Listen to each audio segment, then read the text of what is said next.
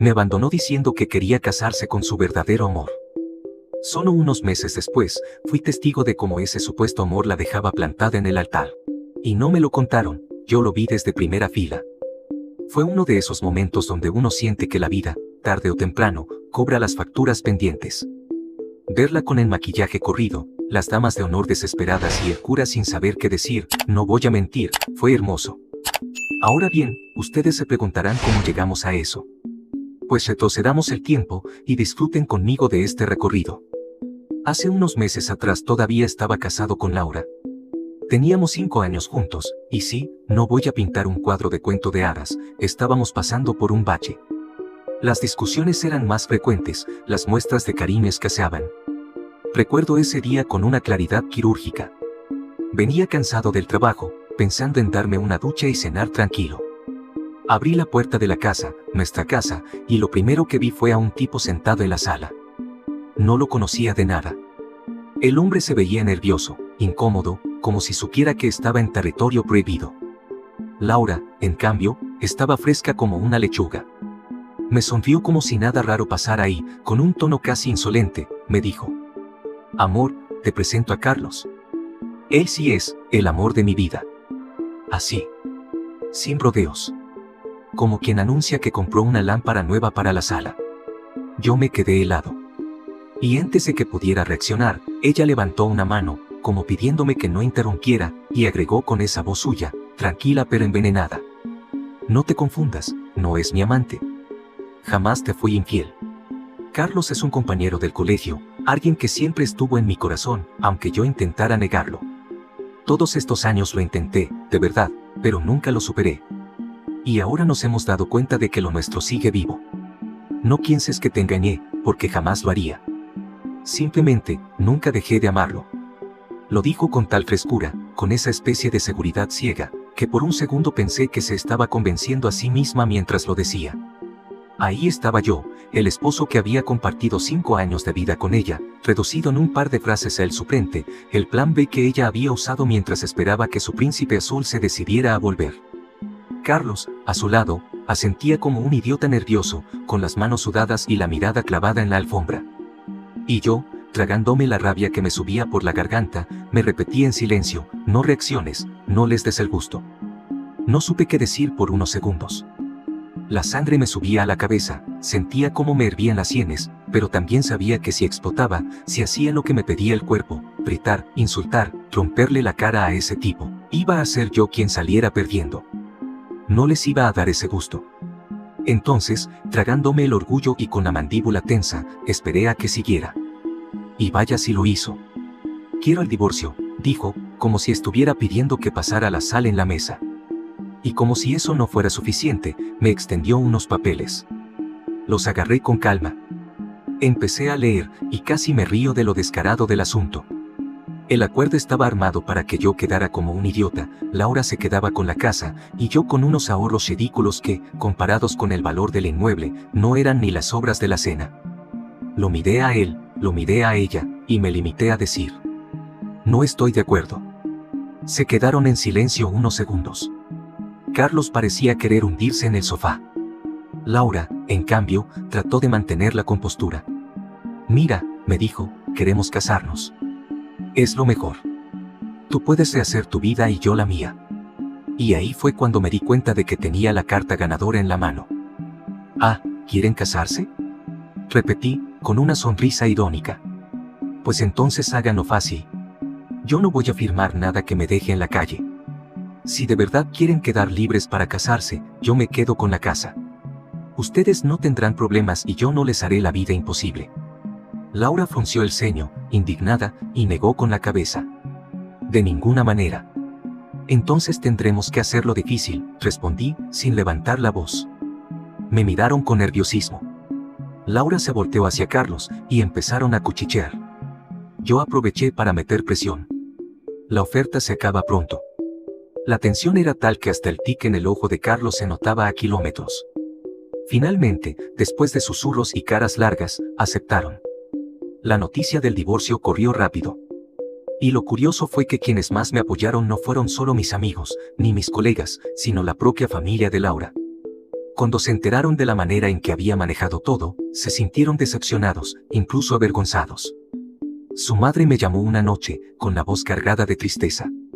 Hijo, no sé qué le pasó a Laura. No es la persona que criamos. Quiero que sepas que nosotros te apoyamos. Su padre fue más duro, le advirtió a Laura que si seguía adelante con Carlos, la desheredaría. Pero a ella no le importó. Con soberbia, contestó que no necesitaba nada de nadie, que con Carlos tenía todo lo que quería. Y en medio de todo eso apareció ella, la hermana menor de Laura. Tenía 27 años, acababa de regresar del extranjero con un buen trabajo y una visión del mundo mucho más madura. Siempre habíamos tenido una buena relación, charlas amenas en las reuniones familiares, un respeto mutuo sincero. Cuando me llamó para decirme que me apoyaba, me sentí agradecido por su comprensión. Los siguientes días fueron una mezcla de trámites fríos y emociones contenidas. Fuimos al abogado con el acuerdo revisado. Yo, decidido a no ceder ni un centímetro más, ellos, ansiosos por cerrar el tema para poder anunciar su nueva gran historia de amor. El abogado repasó los documentos. La nueva versión del acuerdo establecía que yo me quedaba con la casa, nuestro mayor patrimonio, mientras que ella conservaba unos ahorros y objetos personales. La explicación era simple, ella quería rapidez. No quería pleitos ni un juicio que pudiera sacar a la luz detalles incómodos de su aventura. En menos de 2 semanas, todo estaba firmado y sellado. Fue tan rápido que casi parecía un trámite de oficina. Entramos como esposos y salimos como 2 extraños. Ella se fue tomada de la mano de Carlos, y yo regresé a la casa, nuestra casa, que ya no era nuestra, sino mía. La primera noche en la casa ya solo mía fue rara. Pero al mismo tiempo, sentía una calma que no había tenido en mucho tiempo. Lo había logrado, había mantenido la cabeza fría, no había caído en provocaciones, y había salido con la mejor parte. Laura creía que me estaba destruyendo, pero en realidad me había liberado. Lo mejor de todo fue ver cómo su familia, esa que ella daba por sentada, se puso de mi lado. Sus padres me visitaron un par de veces después del divorcio. Me invitaron a cenar, me dijeron que contara con ellos. Mientras yo reconstruía mi vida, Laura se dedicaba a planear su nueva boda. No perdió el tiempo, apenas el divorcio estuvo cerrado, empezó a presumir en redes sociales, hablando de su nuevo comienzo, mostrando fotos con Carlos, dejando claro que todo lo nuestro había sido un error que ella estaba corrigiendo. Lo curioso fue que su propia familia se alejó. Sus padres no quisieron participar en los preparativos, y cuando Laura intentó convencerlos, la respuesta fue tajante, no la apoyarían en una unión que consideraban vergonzosa. Y ahí estaba yo, viendo cómo ella cavaba su propia tumba social mientras yo mantenía la frente en alto, con la casa bajo mi nombre y el respeto de los que realmente importaban. Pasaron unos 3 meses desde el divorcio. 3 meses que para mí fueron un respiro después de tanto drama, pero que para Laura parecieron un campo de entrenamiento para su siguiente gran evento, su boda con Carlos.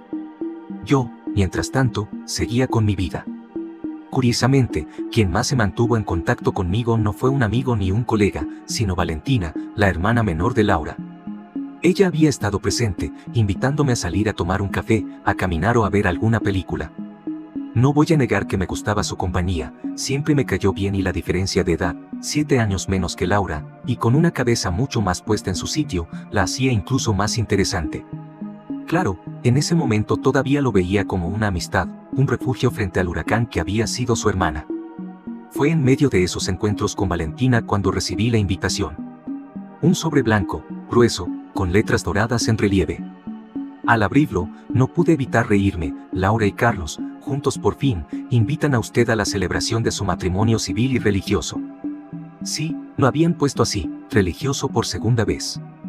Mi ex esposa, la misma que me dijo en mi cara que Carlos era el amor de su vida de toda la vida, ahora pretendía casarse con bombo y platillo como si fuese una reina medieval. Al principio mi reacción fue simple, ni loco voy. ¿Qué clase de enfermos invitan al exmarido a su boda? Me parecía un descaro total, casi un trofeo para mostrar al público. Como si quisieran que yo, sentado en un banco, viera a los dos celebrar su triunfo. Pero Valentina, con esa calma suya, me frenó.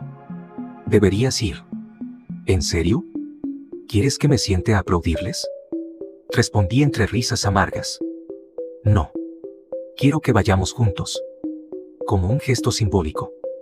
Para cerrar esta etapa, y, para ser sincera, para que Laura nos vea. La miré y entendí todo.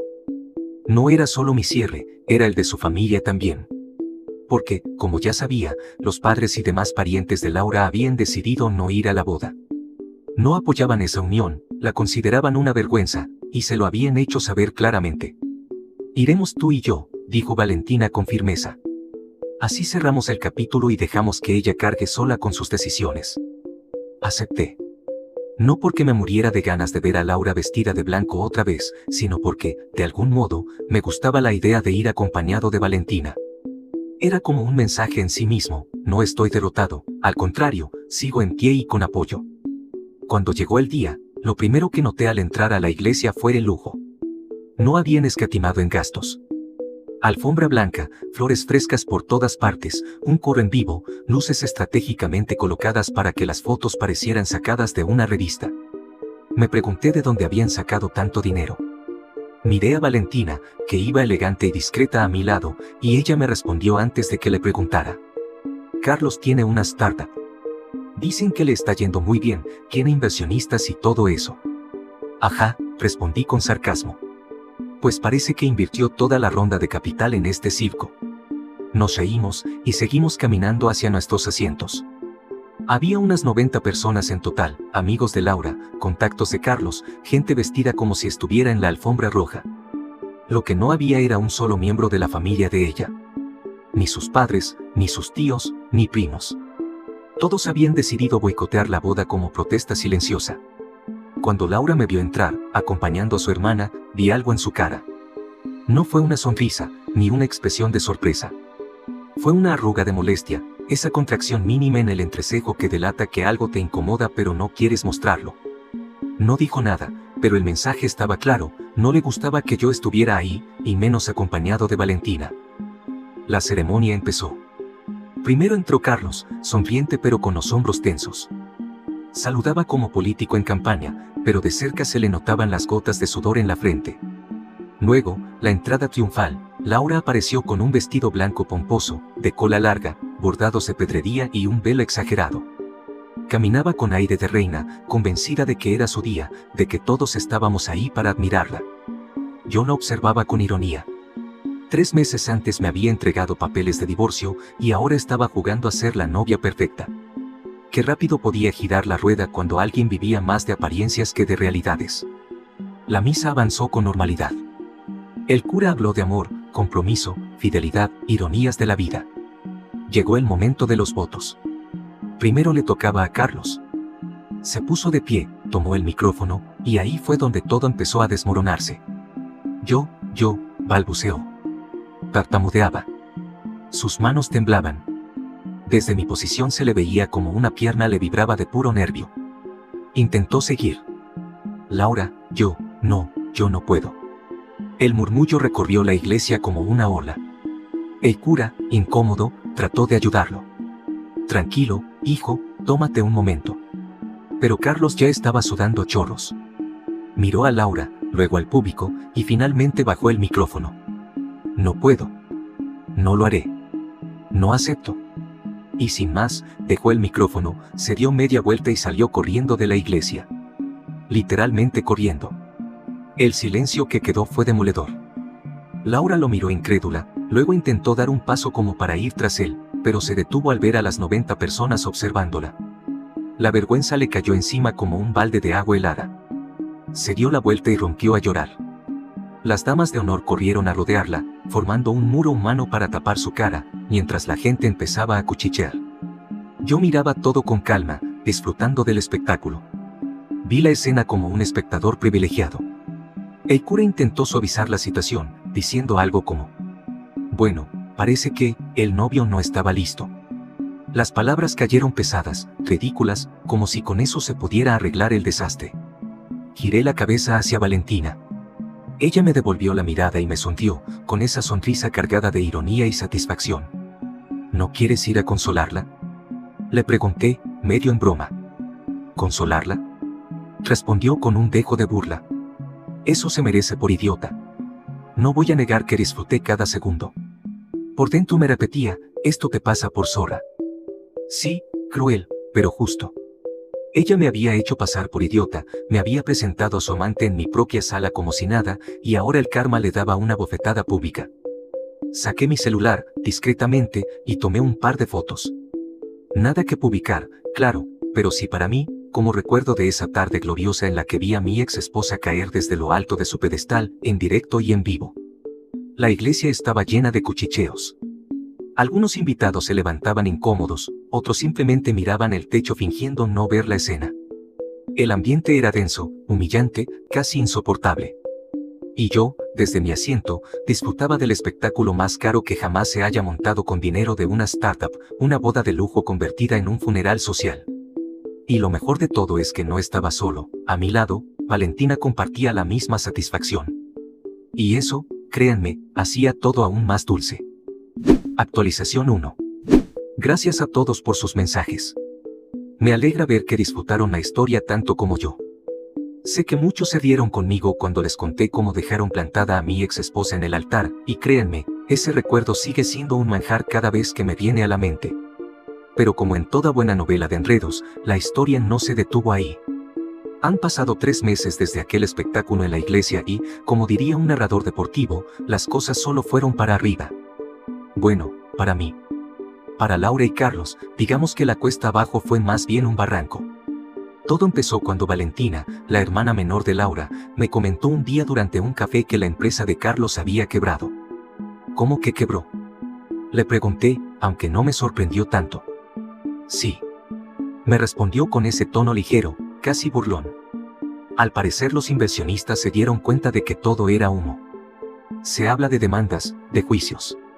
La cosa se está poniendo fea para él. Me quedé pensativo. Recordé la boda fallida, toda esa puesta en escena ridícula, las flores, el coro, las luces, los manteles caros.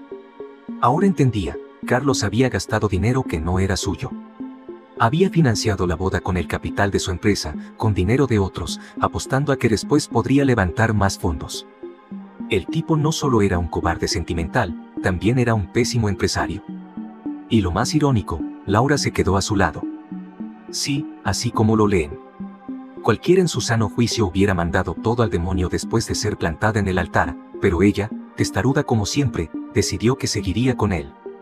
Parecía que, por alguna razón que yo no entenderé jamás, le gustaba vivir de migajas. Lo más delirante fue enterarme de que, a pesar de todo, Laura y Carlos empezaron a planear otra boda. Imagínense el nivel de negación, un tipo con inversionistas encima, con la empresa hecha trizas, con la reputación por el suelo, y ella aún convencida de casarse con él. Me parecía tan absurdo que hasta pensé que era un chiste cruel del destino. Pero no, era cierto. Hubo rumores de reservas de salón, de pruebas de vestido otra vez, de invitaciones nuevas. Solo que esta vez la historia no llegó ni siquiera al altar. A las pocas semanas de empezar los preparativos, Carlos desapareció. Literalmente. Se esfumó. Nadie volvió a saber de él. Algunos dicen que se fue a otro país, otros que se escondió para no enfrentar las demandas. Yo lo único que sé es que dejó a Laura con el vestido comprado y sin novio, otra vez. Mientras todo eso pasaba, yo seguía en contacto con la familia de Laura. La relación con ellos se mantuvo sólida, y con Valentina las cosas, bueno, fueron avanzando. No voy a decir que es algo serio todavía, lo estamos tomando con calma. Hace poco, los padres de Laura me invitaron a una parrillada en su casa. Era una reunión pequeña, familiar, de esas donde se enciende el carbón temprano, se ponen cortes de carne en la parrilla y se conversa tranquilo con un vaso de vino en la mano. Pasamos la tarde entre charlas, risas y bromas con sus padres. Ellos estaban contentos de vernos juntos, y no lo ocultaban. Lo curioso fue que, a media tarde, apareció Laura. Sí, la misma que había sido desheredada simbólicamente por ellos, la misma que había jurado que no necesitaba a nadie. Entró con aire altivo, como si nada hubiera pasado. Cuando me vio sentado al lado de Valentina, su cara cambió en segundos. Primero fue una mueca de sorpresa, luego algo que parecía súplica, y finalmente un gesto altanero, como quien quiere ocultar que está herida.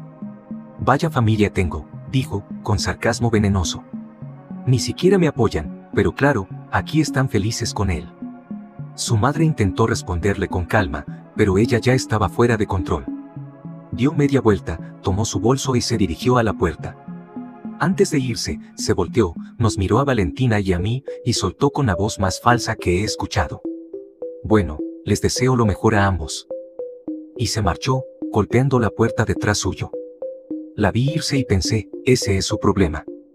Siempre altiva, siempre creyéndose por encima de todos, incapaz de reconocer que ella sola cavó su propio pozo.